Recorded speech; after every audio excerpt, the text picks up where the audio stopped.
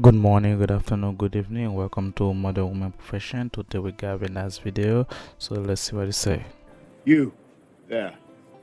What is your profession? So I'm watching Indian Matchmaker and I find it so interesting what characteristics people place importance on. Then it got me thinking, like, I also had some crazy preferences when I was 18. So I wanted to do a comparison of my dating preferences over the past 10 years. You couldn't talk to 18-year-old me if you weren't at least 6'2" or above. I don't know what it was, but there was something about a tall man to me that made me feel like it was more important than kindness. Emotional damage. I don't know. Number 2, athletic build. I loved athletes. You could have been a basketball player, soccer player, football player, didn't matter. But I quickly learned that all the guys that I dated that were athletes had like 5 girlfriends. There was even one guy I talked to for like 2 years, and then after 2 years, he was like, oh yeah, my ex-girlfriend's pregnant. If it is blood you seek, you're welcome to join us. And yeah, he was the father. Number 3 and 4 is nice, smile, and funny, but this is a lethal combination. Do something wrong, and he'll just smile at you with his pearly white teeth and make you laugh a little bit, and that laughter becomes laughing gas because you're back in the delusion. Okay, you completely forgot what had just happened, how he had did you wrong. Bruh. My preferences at 18 weren't that bad, but as I got older, I realized like what I was looking for in men then aren't characteristics that really matter when you're trying to build like a really great partnership.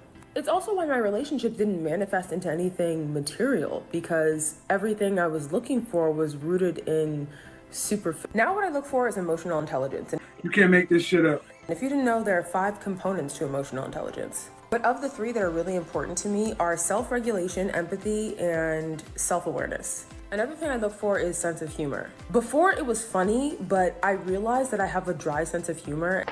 Stop the cap. And sometimes people who are quite emotional or sensitive, I should say, don't respond well to a dry sense of humor. So someone who has a good sense of humor is important. Forthcoming. I believe there's a difference between being honest and being forthcoming. I want someone to give up the information without me even asking. Kind-hearted. I feel like being nice is what you do, but being kind is who you are. I hope that makes sense. I could have put hardworking, but I actually look for someone who has passion, because I kind of feel like when you are passionate about something, hard work is a byproduct. Adaptable. We are never going to be who we are over the course of our partnership. So I want someone who is going to be able to adapt to the newer versions of who I become, just as I'll be able to adapt to the newer versions of who they become. Another thing I look for is someone who's educated. Now, it doesn't have to be formal education. Education is something that's important to me.